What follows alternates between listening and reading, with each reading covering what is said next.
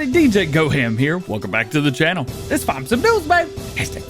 Today we got 20 PC mods in testing, got 9 console mods in testing. With all those 20 mods were released today. A2 Studio has a new snow version of the TLX Phoenix. EY Modding announces what the case trike is going to be. AAA Modding are putting some 3D tracks on it. Connect Modding talk about their new Banderante Racer. J.A Modding has been working on a few things in the background, and we're going to find out what. LR Modding's $1.6 million planter is going to be getting a price fix. 4D Modding are back with an update to their Bale Sledge. ADUP Modding announces what was in the pallets yesterday. MaizePlus got an update today, and there's a big feature that you need to know about. OK Used Mods is making their buildings even better. Plus, Nathan is back with more information on Meadowgrove. Not a whole lot.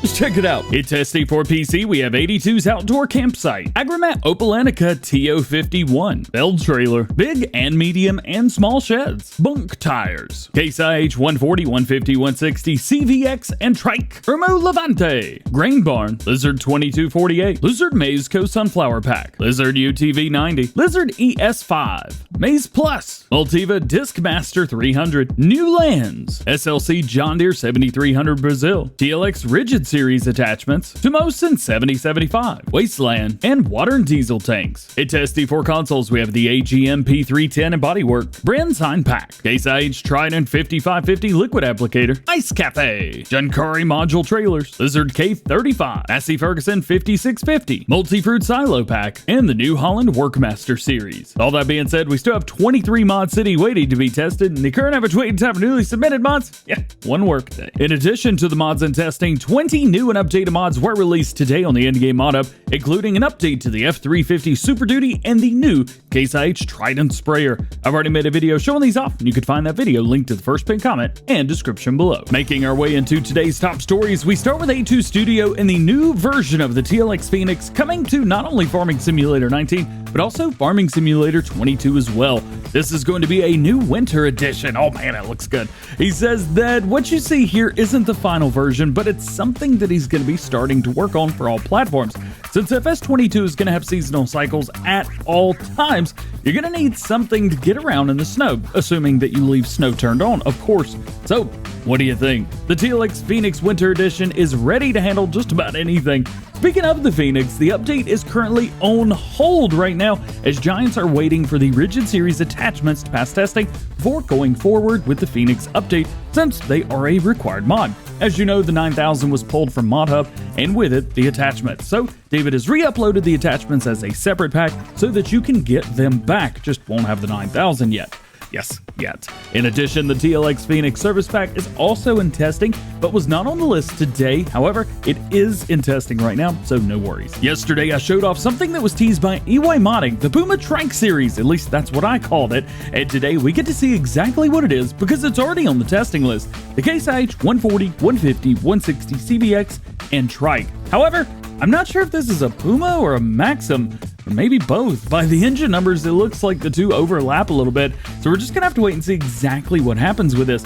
Either way, these screenshots give you a great idea of how it's gonna look. The trike version on the front is totally different than what we've got from the John Deere 7R trike, from the same modder by the way, and honestly, I like the case a little bit better. Either way, what do you think? AAA Modding might be adding a new update to their Fortschritt E516 Harvester Pack. As you can see by the look on this one, you got some new tracks that have been added. Surfertex uploaded the prefab for their Iron 3D tracks last week, and that's exactly what we've got here. They didn't say anything about it sadly, but you can see just how good it's going to look on this E516 Harvester. This is a mod for all platforms already, so we're going to see how long it takes to get this on Mod Hub. Connect Modding shared some new information today about their Banderante Raster V11 Plow, or Cultivator, or what subsoiler.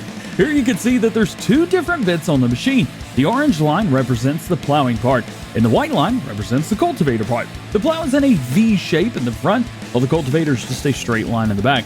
Both subsoilers that we've got in game only work as a cultivator, or at least show cultivation, but at a plow state in the XML. However, this looks to be doing things a little bit different than we're used to seeing. Hey, I like it. You can actually see both right here. If you missed Farm Sim News yesterday, this machine is going to be 6 meters wide, requires 440 horsepower, with a 6 meter working width at Say 6, we already did that one. 6 miles an hour. Skipped a line. Oops. It's going to cost you 50 grand as well. And it will be for all platforms. J.A Modding updates us today with some work that they've been doing in the background, saying that they've been quite busy just because simply life has gotten in the way. But they're also working with some real-life brands to get some stuff in game and developing their own mods. Well, they're redoing their Hoover 500 for FS22, and they're going to have some other updates soon for us to show, mods that they intend on bringing to Farm Sim 22. Today, LR Modding's John Deere 1725C 12-row planter released on the Mod Hub for all platforms, and to everyone's surprise, it costs a cool $1.6 million, or as Mr. Silly P put it, the most expensive planter ever. Now, obviously, this is a mistake, and someone along the way just added an X zero to the price. It's not that big of a deal, and that's exactly what has happened, as LR Modding has made an official statement that they are working with Giants to solve the issue. Just take out a 0. It's all right. I would say later today or tomorrow, we're going to be getting an update to fix the price, so stay tuned for that. Until then, hope you got the money cheat turned on. Yikes. 40 Modding are back working on the Ritchie Flat 8-Bale Sledge, saying that the original aim was to have it fully animated, and they're not sure if it's possible as there's just too many individual animations that need to happen. But they're going to complete it as an auto-loading design and then see if it's possible to animate from there. They say that they've been working on a New Holland square bale version of this as well, so stay tuned for both of those. Yesterday, we showed off some pallets from J.A Modding and speculated on what they could be, and today we got our answer. He says that they are by the brand SES Vanderhev. They will hold sugar beets, and they can be used to easily feed your pigs. These are going to hold 8,000 liters of sugar beets. They're only going to cost $1,400 to buy, and that's not bad at all. We also get to see a manure spreader that he's working on in the background as well, but didn't say anything about it, only that it has been sent off for testing. My guess is that it is one of the manure spreaders on the Mod Hub in testing right now, but we'll find out soon enough. Today, a quick fix for MaizePlus came out that fixed a line of code for maps that don't support the horse extension. Along with this, there have been quite a few questions about MaizePlus over the weekend and earlier on today.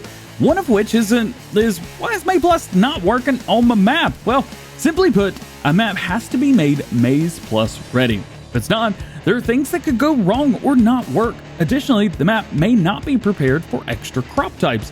The farming agency recommends a map have at least 64, but better prepared for 128 crop types. The easiest way to know is to see if the map is Farming Agency Edition or says MaizePlus ready. Also, a map may be MaizePlus ready, but not Forge extension ready. So double check the description and the titles of all of the maps before loading in a bunch of mods that are not compatible.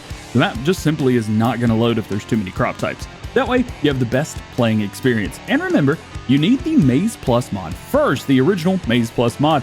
And without it, well, it's just not going to work. You need to have that on the game save. There's a very detailed and precise PDF that explains everything about MaizePlus on the Mod Hub, so make sure you guys read through that if you're having any problems. I will leave a link to that PDF in the description. And if you have any other questions, stay tuned as we're going to have the farming agency member, Alien Paul, on the Farm Sim Show this Friday. Very exciting. Glenn from OK Used Mods has been playing with Substance Painter a bit over the weekend. Looking good, by the way. He's learning to create normal maps to keep the poly count down on metal siding. However, he says that everything has its trade-off. He's planning on building 2 identical models, using both of them and seeing which one performs the best in game.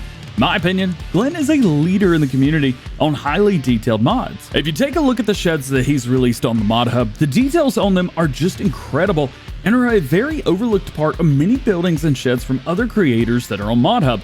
And you guys know me, I'm not going to be nice if it doesn't look good. This is a crucial step as we pretty much got everything we could ever want in the way of buildings on Mod Hub.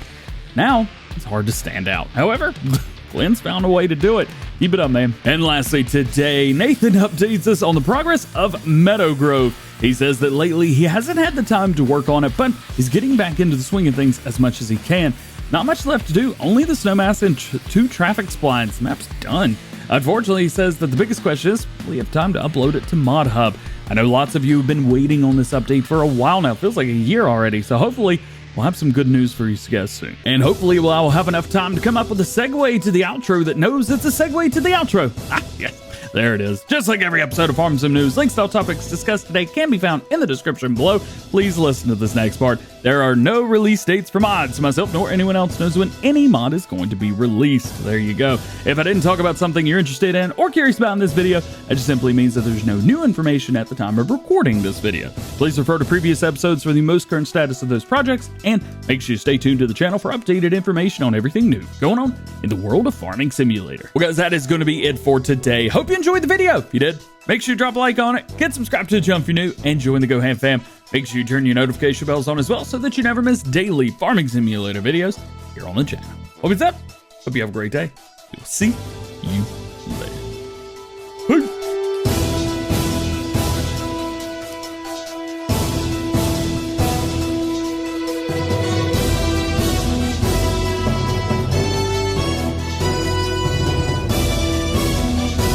So last week I was busy one day and just poured the creamer right in my coffee pot. I'm doing this every day now. It's so easy.